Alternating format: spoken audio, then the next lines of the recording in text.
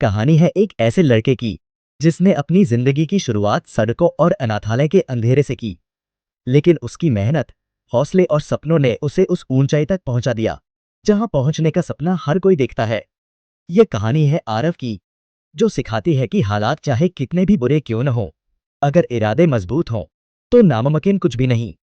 कहानी अनाथालय से अरबपति तक आरव की प्रेरणादायक यात्रा। बचपन की स्याही। 6 साल का मासूम आरव खुशमिजाज और हंसमुख बच्चा था। वह अपने माता पिता का इकलौता बेटा था। सब कुछ ठीक चल रहा था, लेकिन एक दिन एक भयानक सड़क दुर्घटना ने उसकी जिंदगी को अंधकार में धकेल दिया। माता पिता की मौत के बाद रिश्तेदारों ने उसे अपनाने से इनकार कर दिया। अंत में उसे एक सरकारी अनाथालय भेज दिया गया। अनाथालय की जिंदगी आसान नहीं थी। वहां के कर्मचारी अक्सर बच्चों के साथ कठोर व्यवहार करते।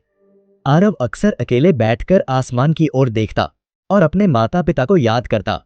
एक दिन उसने अपनी मां की कही हुई बात याद की, बेटा, हालात चाहे जैसे भी हों, अगर तुम अपने सपनों पर संघर्ष का दौर। 16 साल की उम्र में आरव अनाथालय से बाहर निकला। अब उसके पास न रहने की जगह थी, न कोई सहारा। वो शहर की सड़कों पर भटकने लगा।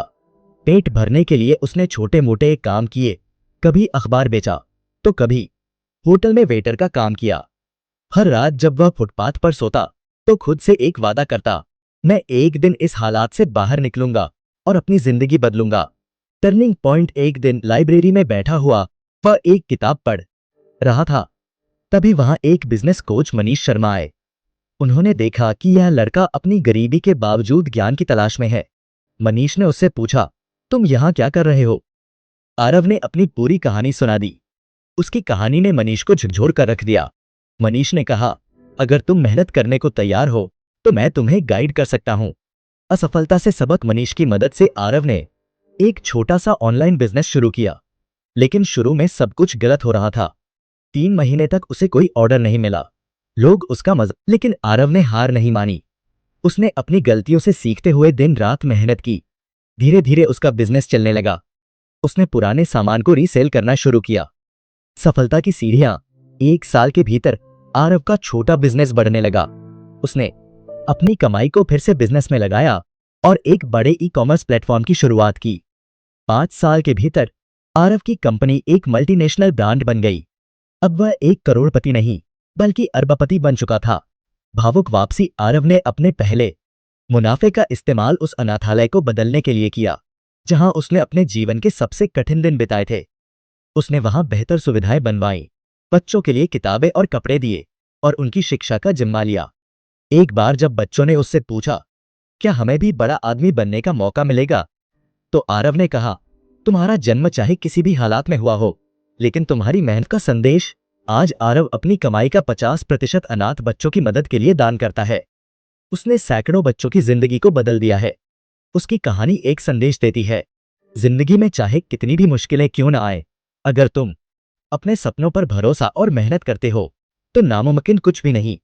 यह कहानी धीरे धीरे आरव की मुश्किलों और संघर्षों को दिखाती है और फिर सफलता तक पहुंचने का सफर भावुक तरीके से सामने लाती है।